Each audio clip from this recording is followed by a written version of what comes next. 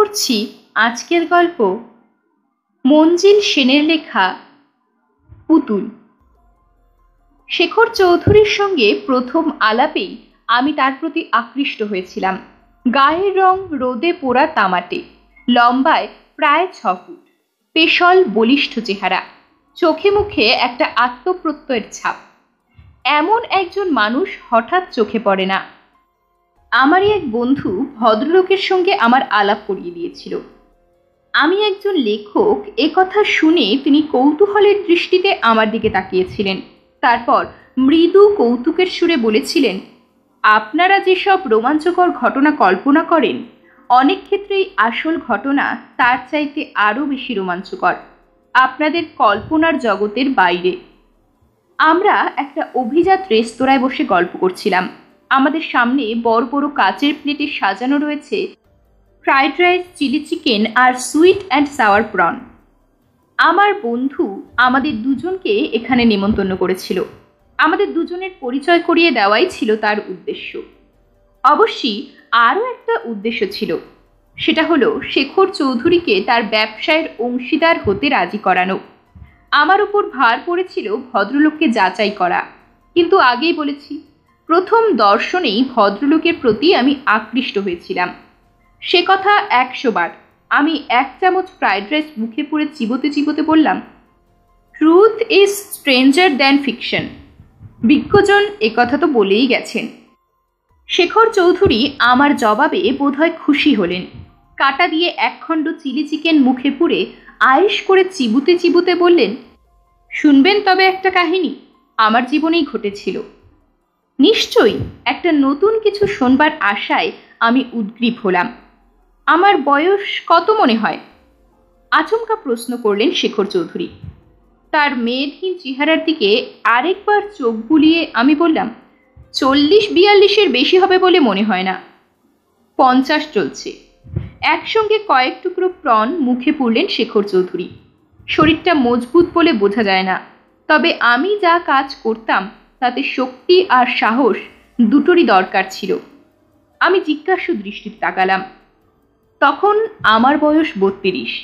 তিনি শুরু করলেন, নিজের শক্তি সম্বন্ধে বড়াই করছি না, তবে একবার একটা ষাঁড়ের 2 শিং চেপে ধরে এমনভাবে ঘুরিয়ে দিয়েছিলাম যে ষাঁড়টা মাটিতে কাত হয়ে পড়েছিল। তার আগে ওটা বেশ কিছু মানুষকে গুতিয়ে জখম করেছিল। আরেকবার তিনি একটু হাসলেন।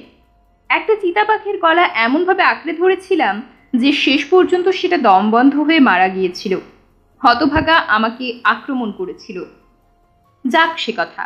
আসামের এক জঙ্গলে সরকার থেকে ইজারা নিয়ে গাছ কাটার জন্যে আমি এক তাঁবু ফেলেছিলাম। সেই কাজের জন্যে আমাকে ওই জঙ্গলের আশেপাশে বাস করে এমন আদিবাসী মানুষদের সাহায্য নিতে হয়েছিল। জঙ্গলেই ওদের জীবন, ওখানকার সব কিছু নখদর্পণে, তাই আমারও সুবিধে হয়েছিল। মানুষগুলি ছিল সরল, বিশ্বাসী, কিন্তু কুসংস্কারে ভরপুর। আমি কাজের জন্যে একজন আদিবাসী ছোকরাকে নিজের কাছে রেখেছিলাম। সে আমার রান্নাবান্না, ব্যক্তিগত সব কাজ করত। আমার এমন ন্যাওটা হয়ে গিয়েছিল ছেলেটা যে আমার জন্য প্রাণ দিতেও প্রস্তুত ছিল। আসলে আমার শক্তির একটা প্রমাণ পেয়েই ও অমন অনুগত হয়ে গিয়েছিল। ওইসব মানুষের কাছে শক্তিমানের মর্যাদা আছে, তাকে বোধহয় তারা সবচেয়ে বেশি সম্মান করে। ওই উপজাতিদের একজন সর্দার ছিল। গাছ কাটার লোকের জন্যে তার উপরেই আমাকে নির্ভর করতে হয়েছিল, কারণ উপজাতিরা তাদের সর্দারের হুকুম ছাড়া আমার কাজে হাতই লাগাবে না। সর্দারের প্রতি তাদের আনুগত্যের মধ্যে একটা শৃঙ্খলাবাদের পরিচয় আমি পেয়েছিলাম, যা সভ্য জগতে সবসময় দেখা যায় না। ওই সর্দারের নির্দেশ মতোই গাছ কাটার কাজ চলছিল। লোকটা নিজেও সেজন্য দিনমজুরি নিচ্ছিল, কিন্তু শুধুমাত্র নির্দেশ দেওয়া ছাড়া কোনো কাজই সে করতো না। লোকটা ছিল অত্যন্ত বদমেজাজি আর রূঢ়ভাষী। কার্যসিদ্ধির জন্যে তার অনেক বেয়াদপি আমাকে সইতে হচ্ছিল, ফলে তার উদ্ধত ভাবটা বেড়েই চলেছিল। প্রচণ্ড নেশাও করত লোকটা।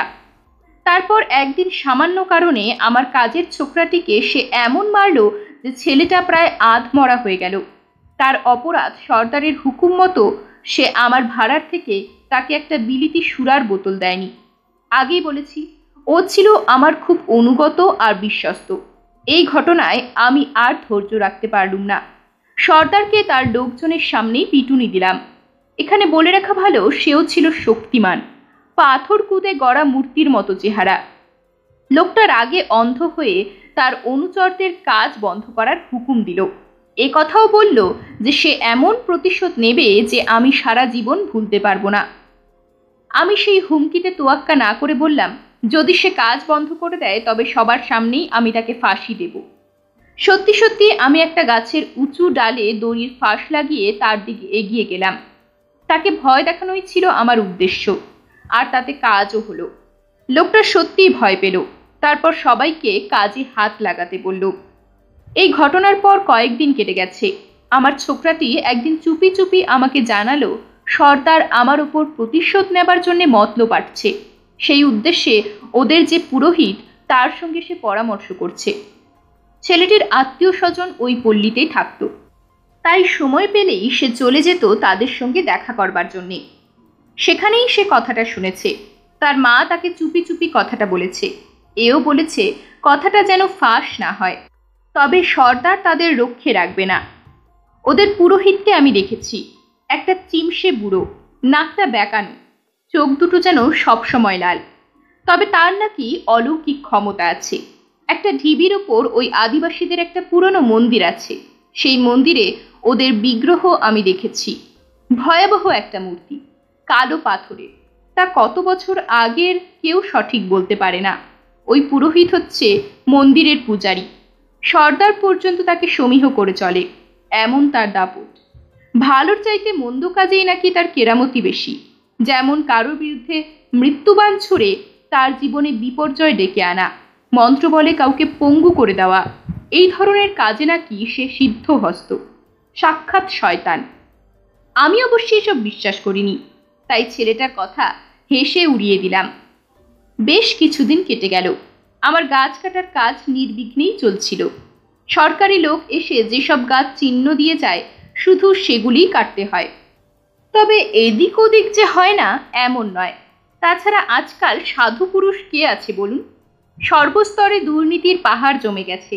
টাকা দিয়ে সবকিছুই কেনা যায়। মায়ে মানুষের বিবেক, ব্যতিক্রম যে নেই তা আমি বলছি না, তবে তা অসংখ্যের তুলনায় এতই নগণ্য যে তুলনা না করাই ভালো। শেখর চৌধুরী কাচের গেলাসটা তুলে ঠান্ডা বিয়ারে লম্বা এক চুমুক দিলেন। তারপর কিছুক্ষণ নিঃশব্দে আহারে মন দিলেন।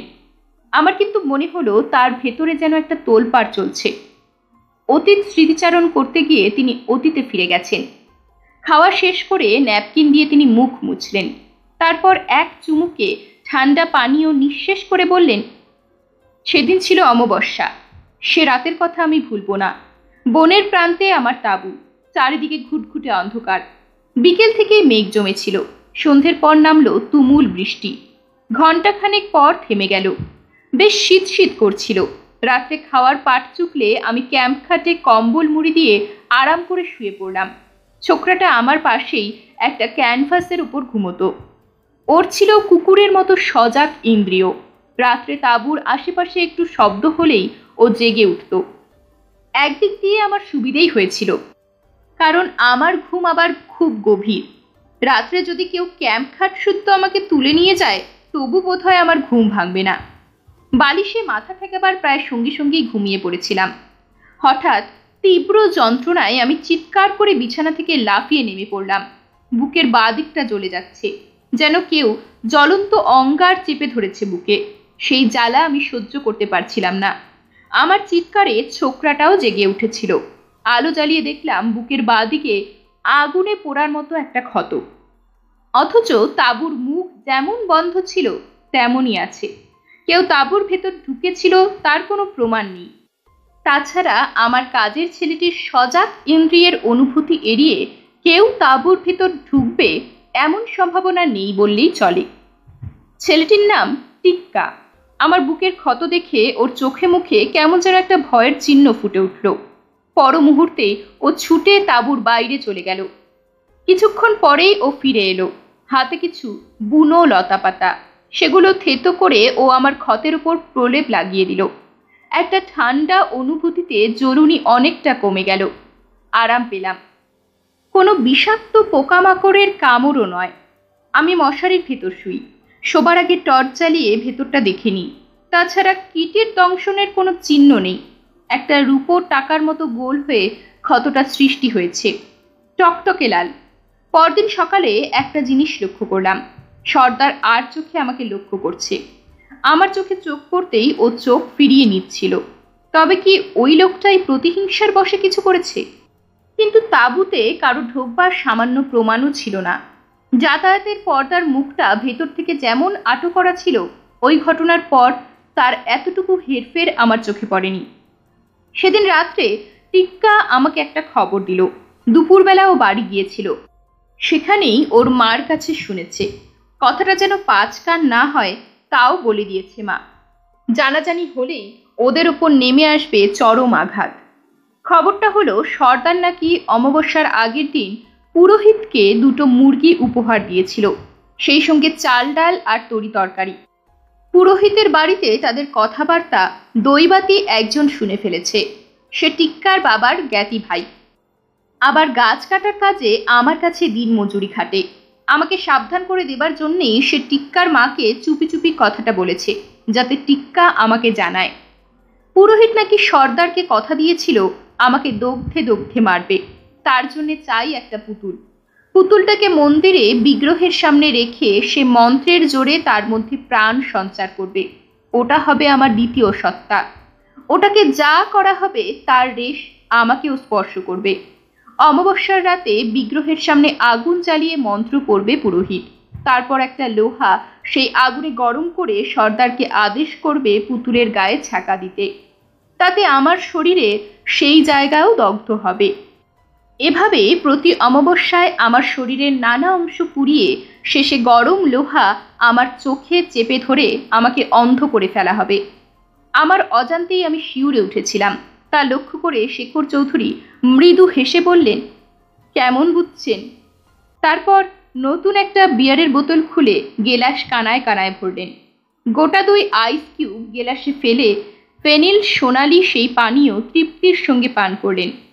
আমাদের খাওয়াও শেষ হয়ে গিয়েছিল। আমি ঘোর আপত্তি করা সত্ত্বেও বন্ধু আরেক প্রস্ত খাবার অর্ডার দিল।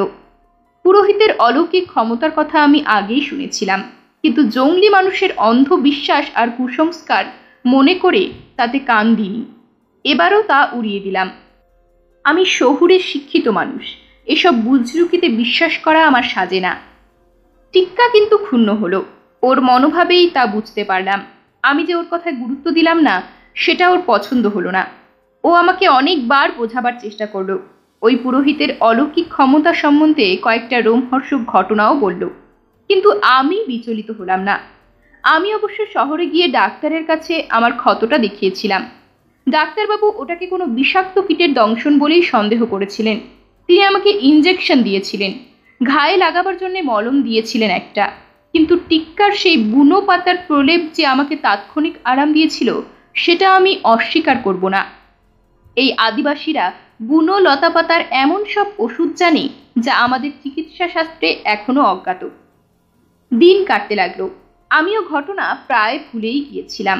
দিন 5 পরে টিক্কার মধ্যে আমি একটা অস্থিরতা লক্ষ্য করলাম। কি ব্যাপার জিজ্ঞেস করায় ও প্রথমে মুখ খুলতে চাইল না, কিন্তু আমি ধমক দেওয়ায় শেষ পর্যন্ত বলল যে সর্দার পুরোহিতকে 2টো মুরগি আর একটা ছাগল ছানা উপহার দিয়েছে। তখনই আমার মনে পড়ল কয়েকদিন পরেই অমাবস্যা। টিক্কা আমার কথা ভেবেই অস্থির হয়ে পড়েছে। এটা বুঝতে আমার কষ্ট হলো না। আমি ওকে আশ্বাস দিয়ে বললাম, পুরোহিত আমার কোনো ক্ষতি করতে পারবে না। আগেরবার যেটা ঘটেছিল সেটা একটা কাকতালীয় ঘটনা। তার সঙ্গে পুরোহিতের অলৌকিক ক্ষমতার কোনো যোগাযোগ নেই। টিক্কার মুখ দেখে মনে হলো না যে সে আশ্বস্ত হয়েছে। যা হোক, আরও কয়েকটা দিন কেটে গেল। সেদিন যে অমাবস্যা আমার খেয়ালই ছিল না। যথারীতি সারাদিন খাটুনির পর রাত্রে খাওয়া দাওয়া সেরে আমি শুয়ে পড়লাম। টিক্কা তখন একটা আলোর সামনে বসে কিছু বুনো গাছগাছড়ার পাতা নিয়ে থেতো করছিল। আমি ভাবলাম বোধহয় ওর শরীরে কোনো ঘা হয়েছে। ঘুমিয়ে পড়েছিলাম, গাঢ় ঘুম। কিন্তু সেই ঘুমের মধ্যেই প্রচণ্ড জ্বলুনিতে আমি চিৎকার করে উঠলাম। মশারি তুলে লাফিয়ে পড়লাম মাটিতে। বুকের ডান দিকটা জ্বলে যাচ্ছে। মনে হলো কেউ জ্বলন্ত কিছু আমার বুকে চেপে ধরেছে। অসহ্য যন্ত্রণায় আমি এক টানে গায়ের জামাটা ছিঁড়ে ফেললাম। বুকের ডান দিকে রূপোর টাকার মতো একটা লাল দগদগে পোড়ার চিহ্ন। টিক্কা যেন প্রস্তুতি ছিল। এক খাবলা থিতানো পাতা আমার ক্ষতের উপর চেপে ধরল। টস টস করে গড়িয়ে পড়তে লাগলো পাতার রস। একটা ঠান্ডা অনুভূতিতে অনেকটা আরাম পেলাম। পরে শুনেছিলাম টিক্কা নাকি ঘুমোয়নি। এমন একটা কিছু ঘটবে এই আশঙ্কায় আগে থেকেই বুনো পাতার প্রলেপ বানিয়ে তৈরি হয়ে বসেছিল। গতবার ডাক্তার সংক্রামক না হবার জন্য যে বড়ি আমাকে খেতে দিয়েছিলেন তার কয়েকটা তখনও পড়েছিল। আমি সেই বড়িও খেলাম। সাহেব যদি আমার কথা বিশ্বাস করতেন, সর্দারকে শাস্তি দিতেন, তবে আজ সাহেবকে এই কষ্ট পেতে হতো না। টিক্কা অনেকটা অনুযোগের কণ্ঠেই বলল। এবার কিন্তু আমার মানসিক দৃঢ়তায় চিড় ধরল। তবে কি পুরোহিতের সত্যিই অলৌকিক ক্ষমতা আছে? একটা পুতুলের মধ্যে প্রাণ সঞ্চার করে তার জ্বালা যন্ত্রণা আমার মধ্যে চালান করার ক্ষমতা সে রাখে। যদি সত্যিই সে অমন ক্ষমতার অধিকারী হয় তবে আমার নিস্তার নেই। আমাকে দগ্ধে দগ্ধে পুড়িয়ে মারবে। কিভাবে এই মহাসংকট থেকে উদ্ধার পেতে পারি? ওই পুতুলটা যদি আমি কেড়ে নিই তবে নতুন একটা পুতুল ওরা জোগাড় করবে। আমি যদি এখান থেকে পালিয়ে যাই তবু কি নিস্তার পাবো? যেখানেই আমি থাকি না কেন পুরোহিতের অলৌকিক ক্ষমতা ওই পুতুলের মধ্যে দিয়ে আমাকে ধাওয়া করবে। সর্দারকে কবজা করলেও পুরোহিতকে আমি বাধ্য করতে পারবো না। আমার একমাত্র উপায় হচ্ছে পুতুলটা হস্তগত করা এবং সেই সঙ্গে পুরোহিত যাতে তার অলৌকিক ক্ষমতা প্রয়োগ করতে না পারে তার জন্য ব্যবস্থা নেওয়া। কিন্তু তা কি করে সম্ভব? একমাত্র পথ হচ্ছে পুরোহিতকে এই পৃথিবী থেকে সরিয়ে দেওয়া। আমি সভ্য শিক্ষিত মানুষ, কিন্তু নিজের প্রাণের তাগিদে ওই মুহূর্তে ওই চিন্তাটাই আমার কাছে বড় হয়ে দেখা দিল। প্রত্যেক অমাবস্যার রাত্রে যদি অমন ঘটনা ঘটতে থাকে তবে আমি তো মরবই। আর যতদিন না মরি তিলে তিলে যন্ত্রণা ভোগ করতে হবে আমাকে। দু চোখে আগুন ছ্যাঁকার কথা মনে করে আমি শিউরে উঠলাম। টিক্কাকে আমি কিছু খুলে বললাম না, শুধু বললাম একদিন আমাকে ওদের মন্দিরে নিয়ে যেতে হবে। ও সানন্দে সায় দিল। সারা রাত আর ঘুম হলো না। পরদিন সকালে অসুস্থ শরীর নিয়েও আমি কাজে বেরোলাম। আমার চোখে মুখে নিশ্চয়ই কালো ছাপ পড়েছিল। সর্দার আমাকে লক্ষ্য করছিল। আমার চেহারা দেখে তার চোখে মুখে যে একটা পৈশাচিক উল্লাসের চিহ্ন ফুটে উঠল তা আমার দৃষ্টি এড়ালো না। রাগে আমার গা জ্বলে যাচ্ছিল, কিন্তু ঠোঁট কামড়ানো ছাড়া আর কোনো উপায় ছিল না আমার। এবার আমি সাবধান হলাম। প্রতিটি দিনের হিসেব রাখতে লাগলাম। এর মধ্যে যে টিলার উপর আদিবাসীদের মন্দির সে জায়গাটাও ঘুরে এলাম। এমন একটা জায়গা আমি খুঁজছিলাম যেখান থেকে পুরোহিতের অলৌকিক কাণ্ড কারখানা সবই আমি দেখতে পাবো, অথচ ওদের নজরে পড়ব না। প্রয়োজনে আমি ওদের উপর ঝাঁপিয়ে পড়ব। তাই জায়গাটা দূর হলেও চলবে না। টিক্কাও আমার সঙ্গে থাকবে, কারণ ওর মতো বিশ্বস্ত অনুচর আর পাবো না। তাছাড়া কে জানে, হয়তো চরম মুহূর্তে ওই ছেলেটাই আমার প্রধান সহায় হয়ে দাঁড়াবে। ক্রমে আর এক অমাবস্যা এসে গেল। এই এক মাসে আমার শরীর স্বাস্থ্য আগের মতো সতেজ হয়ে উঠেছে। আমি নিজেও যত্ন নিয়েছি শরীরের, মনে মনে প্রস্তুত করেছি নিজেকে। অমাবস্যার রাত এলো। সকাল থেকেই টিক্কা সপ্রশ্ন দৃষ্টিতে আমার দিকে তাকাচ্ছিল। ও বোধহয় বুঝতে পারছিল আমি কিছু করতে যাচ্ছি, কিন্তু ভরসা করে জিজ্ঞেস করতে পারছিল না কি আমার উদ্দেশ্য। সন্ধেবেলা আমরা তাড়াতাড়ি খাওয়া সারলাম। টিক্কাকে নিয়ে আমি বেরিয়ে পড়লাম। সঙ্গে আমার রিভলভারটা নিতে ভুললাম না। যে জায়গাটা আমি বেছেছিলাম সেটা একটা ঝোপ, মন্দিরের চাতালের পাশেই। ওটার আড়াল থেকে মন্দিরের ভেতর সব কিছু দেখা যায়। ক্রমে রাত গভীর হলো। একসময় দূরে আলো দেখতে পেলাম, মশালের আলো। কিছুক্ষণ পরেই সর্দারের সঙ্গে পুরোহিত এসে হাজির হলো ওখানে। মন্দিরের সামনে মশালটা রাখলো সর্দার। মশালের আগুনে জায়গাটা আলোকিত হয়ে উঠল। পুরোহিতকে ভয়ঙ্কর দেখাচ্ছিল। শীর্ণ চেহারা, বয়সের ভারে ঝুঁকে পড়েছে। দুই চোখ কোটর থেকে যেন জল জল করছে। মুখে রং বেরঙের উল্কি, কৌপিনের মতো কিছু একটা পড়েছে। সারা গায়েও উল্কি। পুরোহিতের নির্দেশে সর্দার মন্দিরের ভেতরে গিয়ে আগুন জ্বালল। ঝোপের আড়াল থেকে বিগ্রহকে স্পষ্ট দেখতে পাচ্ছিলাম। বিভৎস এক মূর্তি, কালো পাথরে, অনেকটা ছাগলের মতো মুখ, দুটো শিংও আছে, ভাটার মতো দু চোখ। শরীর কিন্তু মানুষের মতো, সরু সরু দুটো পা। পুরোহিত মন্দিরের ভেতর গিয়ে সাষ্টাঙ্গে প্রণাম করলো, তারপর পূজা শুরু করলো। একসময় পূজা শেষ করে সে বাইরের চত্বরে এসে দাঁড়ালো। সর্দার প্রস্তুত হয়েই ছিল। একটা কালো মুরগি পুরোহিতের হাতে ধরিয়ে দিল। পুরোহিত এক মঞ্চরে ওটার ঘাড় মোটকে দাঁতের কামড়ে গলাটা শরীর থেকে বিচ্ছিন্ন করে ফেলল। আমার মতো সাহসী মানুষও শিউরে উঠলাম। মুরগির গলা থেকে নেমে আসা কাঁচা টাটকা রক্ত পান করল পুরোহিত। তার কষ বেয়ে গড়িয়ে পড়ছিল লাল রক্তের ধারা। তখন তাকে রাক্ষসের মতোই দেখাচ্ছিল। মুরগির দেহটা সে মন্দিরের ভেতর বিগ্রহের সামনে ছুড়ে দিল, আর মুন্ডুটা একটা বড় চৌকো পাথরের উপর বসিয়ে দুলে দুলে দুর্বোধ্য ভাষায় সুর করে কী সব বলতে লাগলো। আমার মনে হলো সে মন্ত্র উচ্চারণ করছে, মাঝে মাঝে একটা পাত্র থেকে কিছু পান করছিল। আমি বুঝতে পারলাম কারণ বাড়ি। রাত ক্রমেই গভীর হচ্ছে। টিক্কার দিকে তাকিয়ে দেখলাম ভয়ে ওর মুখ শুকিয়ে আমসি। আরও কিছুক্ষণ এভাবে কেটে গেল। তারপর পুরোহিত তার ঝোলা থেকে বের করলো একটা মাটির পুতুল। আমার সমস্ত শরীরে যেন বিদ্যুৎ খেলে গেল। টিক্কার মুখ দিয়ে অস্ফুট শব্দ বেরোতেই আমি ওর মুখ চেপে ধরলাম। পুরোহিত পুতুলটা ওই পাথরের উপর মুরগির মুন্ডুটার পাশে রাখল। আবার শুরু হলো মন্ত্র পড়া, সেই সঙ্গে উদ্দাম নৃত্য। ওই বুড়ো হাড়ে ভেলকে দেখাতে পারে তা নিজের চোখে না দেখলে আমি বিশ্বাস করতাম না। তারপর এক সময় মন্ত্রপাঠ শেষ হলো। ঝোলা থেকে এবারে সে বার করলো একটা লৌহ শলাকা। সেটা মশালের আগুনে গরম করতে করতে আবার সে বলতে লাগলো মন্ত্র। আমি ততক্ষণে উঠে দাঁড়িয়েছি, রিভলভারটাও বাগিয়ে ধরেছি। বলে রাখা ভালো, আমার হাতের নিশানা ছিল অব্যর্থ। এখনো বলে বলে লক্ষ্যভেদ করতে পারি। আমি স্পষ্ট দেখতে পাচ্ছিলাম লোহাটা লাল গনগনে হয়ে উঠেছে। সর্দার পুরোহিতের পাশেই দাঁড়িয়েছিল। এবার লোহাটা সর্দারের হাতে দিল পুরোহিত। এক পা করে পুতুলটার দিকে এগোচ্ছিল সর্দার। ডান হাতটা বাড়িয়ে ধরেছে।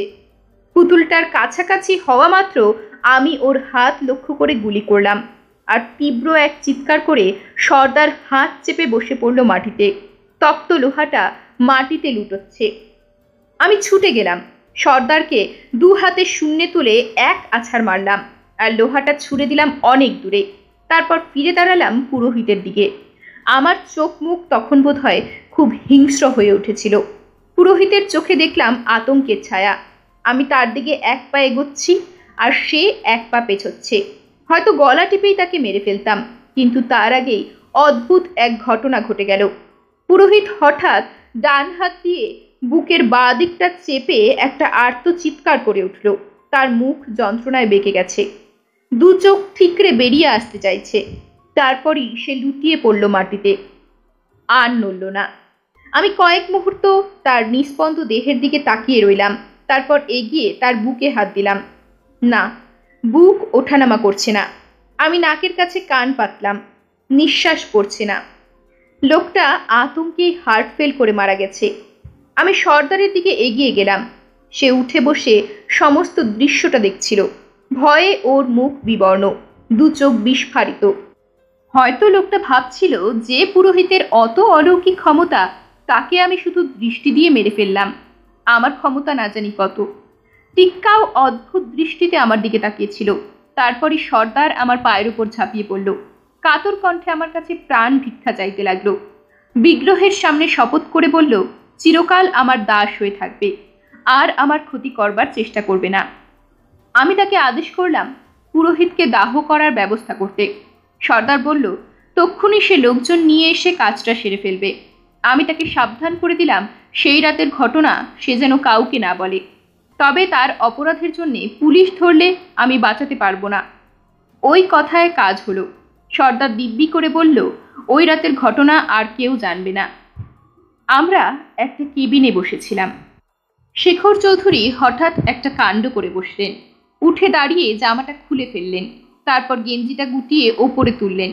আমি আঁতকে উঠলাম। বুকের দুপাশে দুটো বিচ্ছিরি ক্ষতের চিহ্ন, যেন আগুনে ঝলসে গেছে। রূপোর টাকার মতো দুটো গোল পোড়া দাগ। ভদ্রলোক গেঞ্জিটা টেনে নিয়ে জামাটা আবার গায়ে দিলেন। আর সেই পুতুলটা?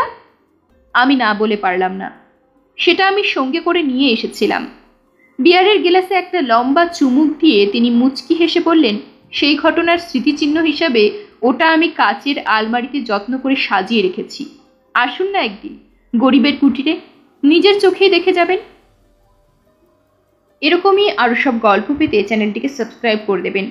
আর গল্পটি যদি ভালো লেগে থাকে তাহলে লাইক, শেয়ার আর কমেন্ট করে দেবেন।